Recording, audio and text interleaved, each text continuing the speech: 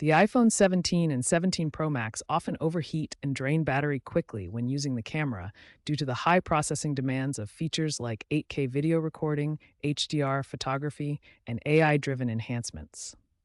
The A19 Bionic chip generates significant heat, and the phone's cooling system struggles to dissipate it effectively, especially in warm environments. Thermal throttling reduces performance to prevent damage, leading to increased battery consumption as the phone compensates. Real world examples include users experiencing rapid battery drain, 20 to 30%, and device temperatures exceeding 40 degrees Celsius during prolonged camera use.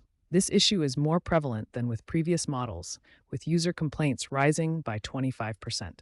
Practical tips to reduce overheating and battery drain. Enable low power mode to cap processing speeds and reduce heat output by up to 15%. Avoid direct sunlight and hot environments while using the camera. Close unnecessary apps running in the background to reduce processing load. Lower video recording resolution from 8K to 4K or 1080p. Use external cooling solutions like small fans if shooting for extended periods.